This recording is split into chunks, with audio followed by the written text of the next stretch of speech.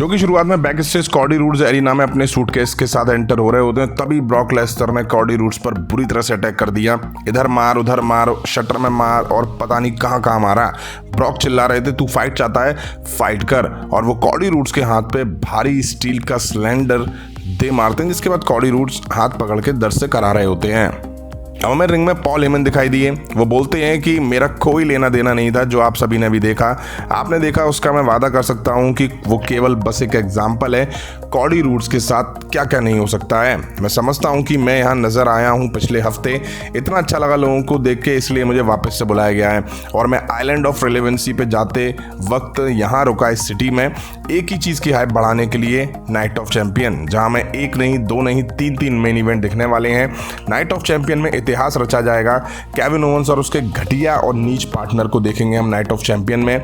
ये दोनों हारेंगे और वापस से tag team title blood line पे आने वाला है। उसोस अपना सर और आप सभी अपना सर ऊपर रखेंगे जब सोलो सिकोआ और tribal chief Roman Reigns undisputed tag team champion बनते हुए देखोगे रोमन रेंस को। और अभी लेडीज एंड जेंटलमैन, जो भी पेंसिल्वेनिया में रहता है, आखिरी बार नाइट ऑफ चैंपियन से पहले स्वागत करते हैं आप सभी का रॉ में। तभी यहाँ केविन ओवेंस और सैमी ज़ैन एंटर होते हैं, दोनों माइक लेते हैं। सैमी ज़ैन कहते हैं पॉल हेमन कहाँ गया, कहाँ गायब हो गया। हम आज बहुत खुश हैं और मजे में हैं, चाहे कोई कुछ भी कहे। हमारे करियर का सबसे बड़ा टाइटल डिफेंड आने वाला है सोलो सिकोआ रोमन रेंस के खिलाफ, और ये मेरे लिए बहुत ज़्यादा पर्सनल है। मुझे जो कहना था मैं कह चुका हूँ रोमन रेंस से। केविन ओवेंस कहते हैं मैं भी कुछ कहना चाहता हूँ। कुछ हफ्ते पहले स्मैकडाउन पे रोमन रेंस ने अपनी जीत डेडिकेट करने को कहा था वाइल्ड समोन को। मैं भी कुछ करना चाहता हूँ, आज मैं हमारी जीत को डेडिकेट करना चाहता हूं। जब हम रोमन रेंस और सोलो सिकोआ को हराएंगे, उस जीत को हम जिम्मी और जे ऊसो यानी कि ऊसोस ब्रदर को डेडिकेट करेंगे। सैमी ज़ैन कहते हैं काफ़ी पसंद करता हूं इस बात को। नाइट ऑफ चैंपियन की बात बाद में होगी, उस दिन होगी, बट उससे पहले भी हम कुछ काम निपटाना है आज के रॉ पर 6 man tag team match Imperium के खिलाफ। इसके बाद हमें इम्पीरियम एंटर होते हुए दिखाई दिए। वो सैमी ज़ैन और केविन ओवेंस को रिंग तीनों तरफ से घेरते हैं। तभी यहाँ रिडल की एंट्री होती है और इम्पीरियम अपने कदम पीछे हटा लेते हैं। इम्पीरियम स्टेज तक जाते हैं और गंथर सीटी मार के अटैक करने का अपने पार्टनर्स को इशारा करते हैं। वो वापस से रिंग में आते हैं। रिंग में ब्रॉल दिखता है। केविन सैमी रिडल इम्पीरियम को रिंग से खदेड़ देते हैं। अब back stage interviewers Cardi roads की मेडिकल स्टेटस जानने पहुंचते हैं। एडम वहां से निकलते हैं तो वो उनसे पूछते हैं कि देखो बैरन, अभी कुछ नहीं कहा जा सकता है, र्यूमर्स ऐसे हैं कि कॉडी रूड्स का हाथ टूट गया है। एडम कहते हैं मुझे इसका भी कोई आइडिया नहीं है, बाद में बात करते हैं। और मैं रिकोशे वर्सेस ब्रॉन्सन रीड के बीच एक मैच देखा। मैच शुरू हुआ और रिकोशे ब्रॉन्सन रीड पे लात घूसे लगाते हैं। ब्रॉन्सन ने भी अपनी पावर दिखाई और रिकोशे को अच्छे से खर्चा पानी दिया। रिकोशे एक टाइम ब्रॉन्सन रीड की हालत काफ़ी ख़राब करके रख देते हैं, बट एंड में ब्रॉन्सन रीड पलटवार करते हैं और मैच जीत ले जाते हैं। हमें सेथ रॉलिंस कॉरी ग्रेव्स के साथ फिर से एक सिट डाउन इंटरव्यू में दिखाई दिए। लास्ट वीक जो दिखा था उसका पार्ट 2 इसको कहा गया। वो बोलते हैं कि अब as a champion Roman Reigns की मेरे लिए कोई इज्जत नहीं है। उसने दिखाया कि वो कितना सेल्फिश हो सकता है। मैं वर्ल्ड हैवीवेट चैंपियन बनूंगा, ये बहुत बड़ी अपॉर्चुनिटी है मेरे लिए। रोमन रेंस के जाने पर किसी को तो टॉर्च लेनी पड़ेगी और वो मैं हूँगा। एजे स्टाइल ग्रेट है, एक बार जनरेशन में ऐसा टैलेंट दिखाई देता है, वो स्पेशल है, पर मैं और स्टाइल में अपने टॉप गेम में हूँ। कॉरी ग्रेव्स कहते हैं सेथ रॉलिंस तुम्हारे पास सभी चैंपियनशिप रही हैं, क्यों सेथ रॉलिंस के लिए वर्ल्ड हैवीवेट चैंपियनशिप स्पेशल है। इसके बाद ये इंटरव्यू यहीं खत्म हो जाता है, कंटिन्यू आगे होगा। इसके बाद हमें जोय स्टार्क वर्सेस कैंडिस लेरे के बीच एक मैच दिखा। रिंग साइड निक्की क्रॉस भी मौजूद थी। जोय स्टार्क शुरू में कैंडिस को फंसा लेती हैं, वहीं कैंडिस भी जबरदस्त पलटवार करती हैं। मैच एक तरह से कैंडिस की पकड़ में आ चुका था, तभी निक्की रिंग के बाहर जबरदस्ती कैंडिस से लिपटने चपटने लग जाती हैं। जोय स्टार्क को यहाँ पे वापसी का मौका मिलता है। वो स्टील स्टेप्स में उनको दे मार के रिंग में मैच जीत ले जाती हैं। हमें अली बैक स्टेज एक इंटरव्यू में दिखाई दिए। अली से पूछा जाता है कि तुम्हारी फीलिंग कैसी है, क्योंकि आप अपने करियर के सबसे बड़े मैच में हैं, वो भी गंथर के खिलाफ। अब अली कहते हैं देखो मैं शायद इंटरव्यू कर नहीं पाऊंगा, तो मैं उम्मीद होगी कि पॉजिटिव बात करूंगा। अभी मैं ख्यालों में ही खोया हुआ हूँ। हमेशा सपने देखता था, इतने टाइम से मैं चैंपियनशिप के नज़दीक भी नहीं पहुँच पाया, बट अब मैं गंथर को हराऊंगा। तभी ब्रॉक लेसनर अली के सामने से निकलते हैं और उनको एक तरह से मोटिवेट करके जाते हैं। अब यहाँ ब्रॉक लेसनर की एंट्री दिखाई दी। ब्रॉक लेसनर रिंग में आके कॉडी रूड्स को पोक करते हुए बोलते हैं तो किस बारे में बात करनी है। मैं भी कॉडी रूड्स को बू करूंगा क्योंकि मुझे उससे बू आती है। दुर्भाग्य कॉडी रूड्स बाहर नहीं आ पाएगा। Cardi roads night of champion में मुझे नहीं लड़ पाएगा, ये भी मैं बता दूं। लेकिन घबराओ मत, बिल्कुल निराश मत हो, मैं तुम्हें बिल्कुल भी निराश नहीं करूंगा। मैं एक ओपन चैलेंज देने वाला हूं किसी के लिए भी जो मुझसे लड़ना चाहता है नाइट ऑफ चैंपियन में। केवल इतना करना है, आओ बाहर और यहाँ रिंग में सामने आके मेरे खड़े हो जाओ। तभी कॉडी रूड्स आके स्टेज पर खड़े हो जाते हैं। एडम पियर्स और रेफरी समझाते हैं कि भाई मत जा। कॉडी रूड्स कहाँ मानने वाले हैं। हाथ में उनकी स्लिंग वगैरह लगी हुई थी, आइस बैग भी था। ऐसे लड़ेंगे कॉडी रूड्स ब्रॉक लेसनर से। रिंग में आके कॉडी रूड्स जोश में भाई साहब सब निकाल नुकुल के फेंक देते हैं। ब्रॉक अब कॉडी को उसी हाथ पे किमुरा लॉक लगा देते हैं। कॉडी रूड्स हीरो बनने के चक्कर में फिर पिट गए। ब्रॉक लेसनर यहाँ से निकल जाते हैं और एडम पियर्स चिल्ला रहे होते हैं कि मुझे मेडिकल नीड है, मतलब वो मेडिकल वालों को बुला रहे होते हैं। हमें alpha academy versus Viking Riders के बीच मैच दिखा। रिंग साइड वेलहला और मैक्स ड्रूपी भी मौजूद थी। वाइकिंग राइडर्स हावी दिखाई दिए। अल्फा ने तो वैसे मजा बांध दिया। रिंग साइड महिला भी उलझती हुई दिखाई दी। उधर केबल ने रोल करके यहाँ वाइकिंग राइडर्स के अगेंस्ट मैच जीत लिया।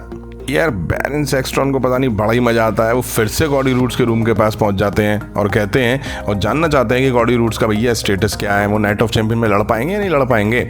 एडम कॉडी रूड्स के रूम में एंटर होते हैं तो कॉडी रूड्स गेट खोल के रूम से एडम पियर्स को भगा देते हैं। इसके बाद हमें नाकामुरा वर्सेस फिन बैलर के बीच मैच दिखा। रिंग साइड डेमियन प्रीस्ट भी मौजूद थे।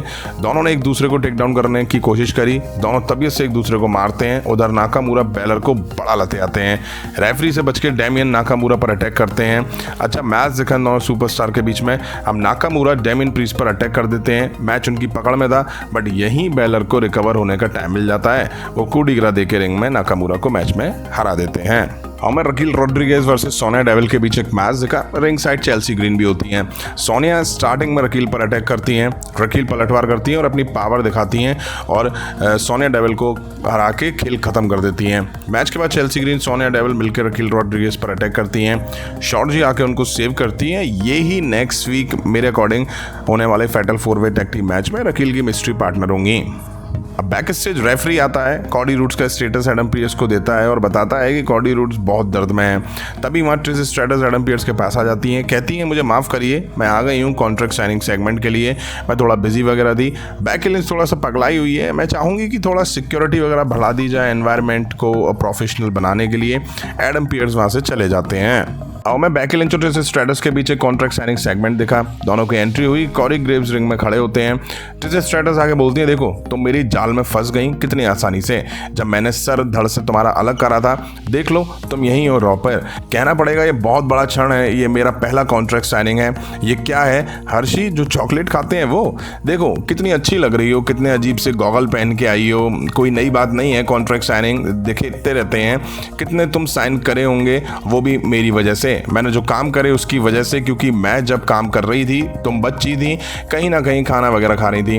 तुम्हें नंबर 1 बनना है बच्ची, मैं आज भी नंबर 1 हूँ। मुझे वहाँ तक पहुँचने के लिए नाक वगैरह नहीं तोड़वानी पड़ी। तुम कहती हो कि तुम वो हो, क्या होगा जब वो मार खाएगी नाइट ऑफ चैंपियन में, तो वो मैं हूँ। और क्या होगा अगर जब तुम अपने दिमाग के साथ अंधेरे में जाओगी। मैं तुम्हें समझ चुकी हूँ, मैं तुम्हें घोल के पी चुकी हूँ। तुम ही अपने लिए प्रॉब्लम हो।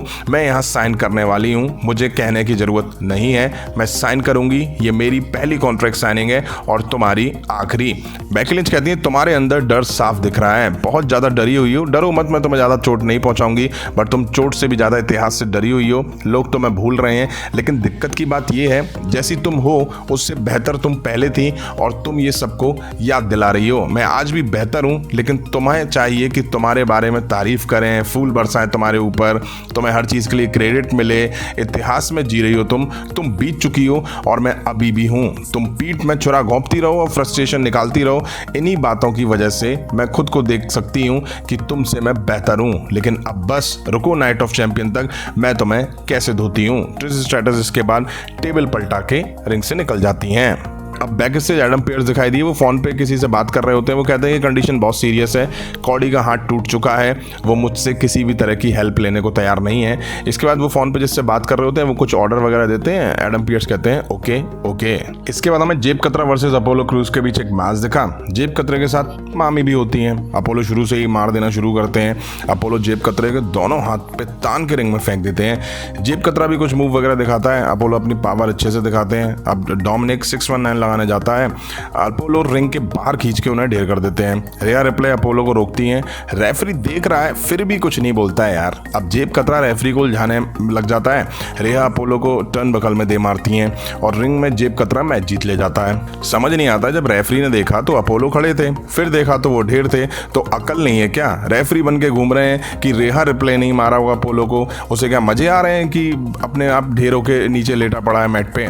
जजमेंट डे की हर वीक सेम तरीके से जीत देख देख के यार मैं तो पक चुका हूँ। अब टाइम था मेन इवेंट का, जहां हमें इम्प्रीमियम वर्सेस सेमीजन केविन ओवेंस रिडल के बीच 6 मैन टैग टीम मैच दिखा। काइजर और सेमीजन मैच शुरू करते हैं। बढ़िया मैच दिखा इन दोनों टीम के बीच में।